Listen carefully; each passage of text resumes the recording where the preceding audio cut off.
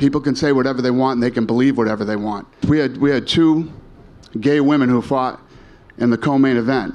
They sat on the stage with Sean Strickland. They could give a shit what Sean Strickland thinks or what he says or what his beliefs are or what his opinions are. You know what I mean?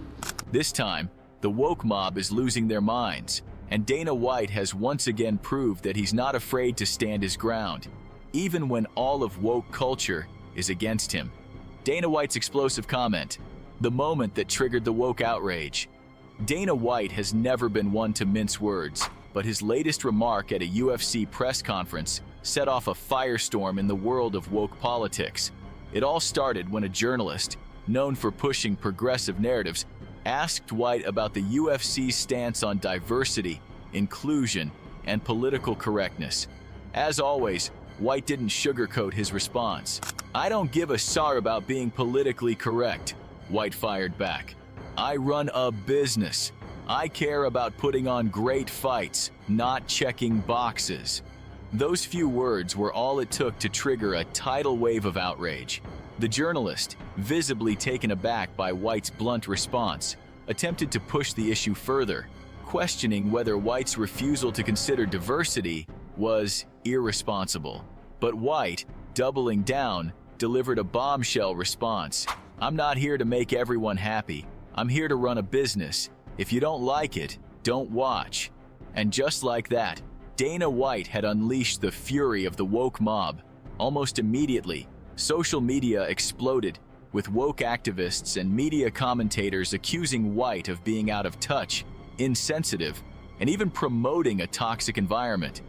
But for those familiar with White's no-nonsense style, it was clear he wasn't about to apologize or back down.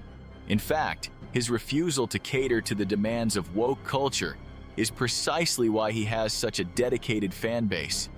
The woke journalist's meltdown, a symptom of the bigger problem.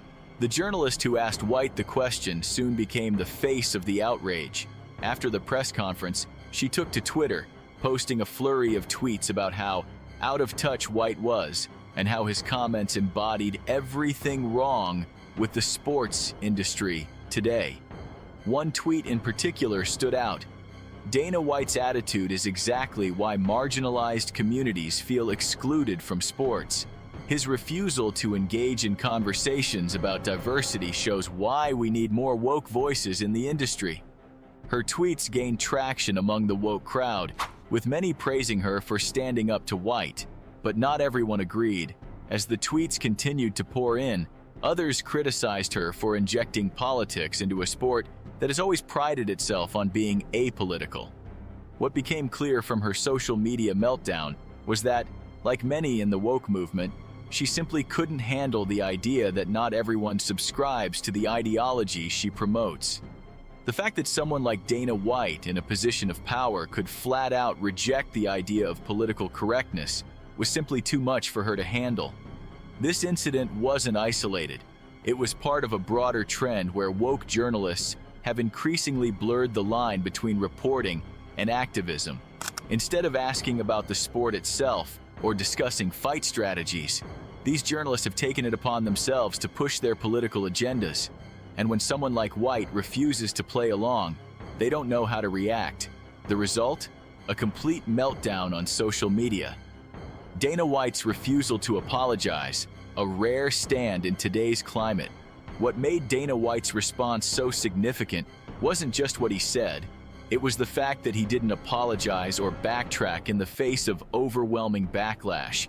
In today's culture, where public figures rush to issue apologies at the slightest hint of controversy, White's refusal to bow to the woke mob was like a breath of fresh air.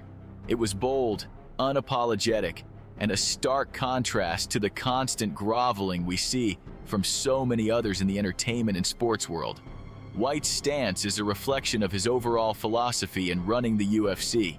His focus has always been on creating the best possible fights and the most exciting events for fans. Whether or not his decisions align with the latest trends in political correctness has never been a concern of his. In a follow-up interview, White made his position even clearer. "I don't run the UFC to make woke activists happy. I run the UFC to make money. and to give fight fans what they want. If you don't like it, there are plenty of other places you can go. This unapologetic stance has earned White a massive amount of respect from UFC fans who feel that too many public figures are afraid to speak their minds. In a world where people seem to walk on eggshells, terrified of saying something that might offend the woke mob, Dana White's refusal to bend the knee is seen as an act of defiance. And in an era dominated by political correctness, that defiance is refreshing. The UFC's culture, why woke ideology doesn't fit. Dana White's comments aren't just about his personal beliefs. They're a reflection of the culture that the UFC has cultivated over the years. Unlike many other professional sports leagues, which have increasingly embraced political activism and social justice causes, the UFC has always been about merit and performance.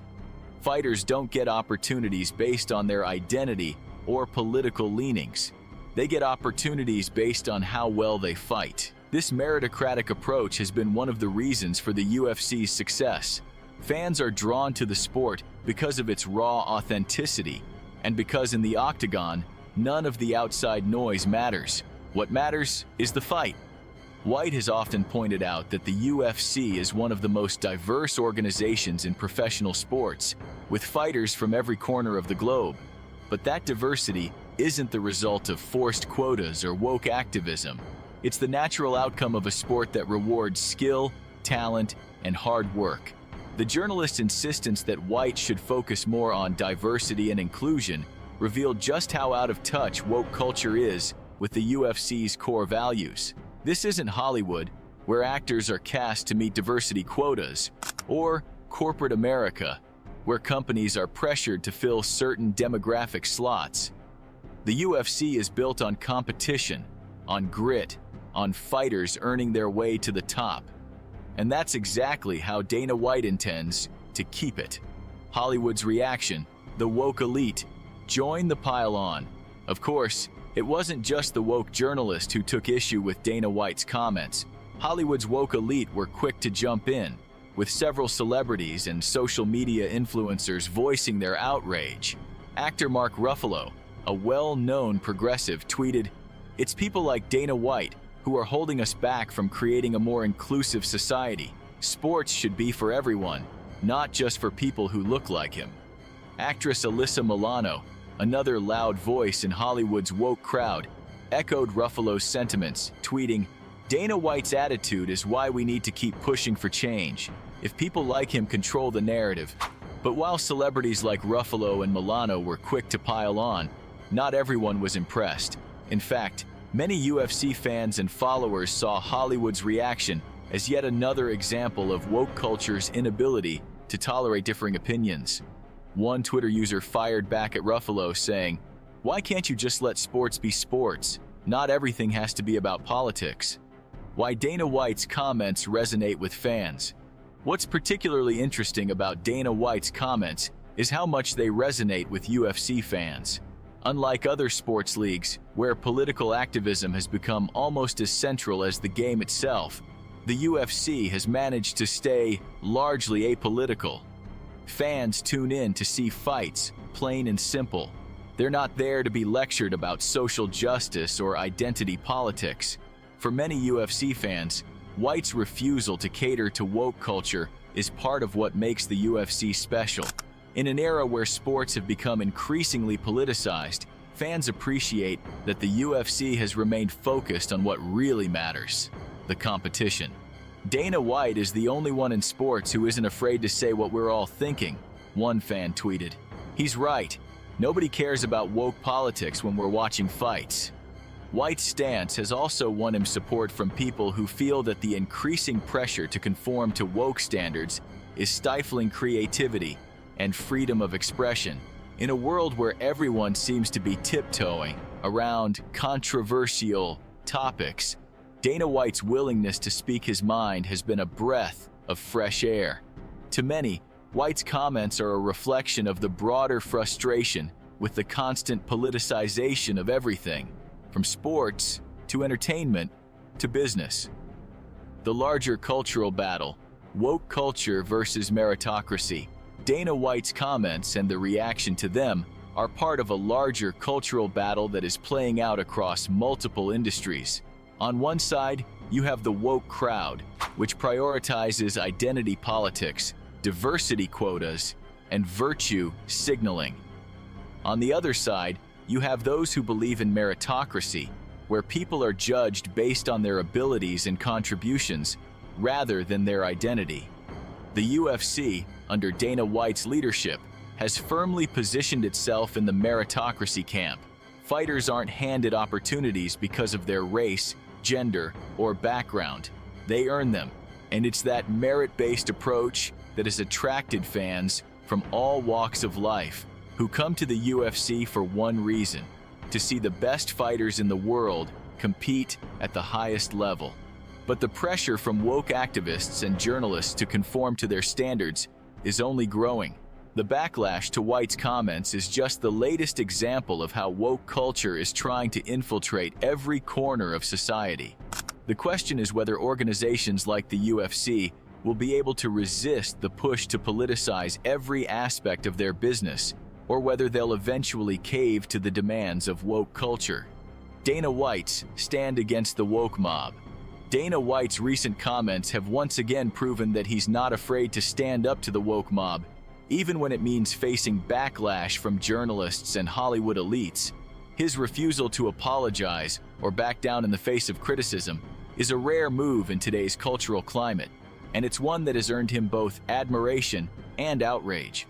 White's commitment to meritocracy, his focus on keeping the UFC about the sport rather than politics, and his unapologetic attitude are exactly why so many fans continue to support him.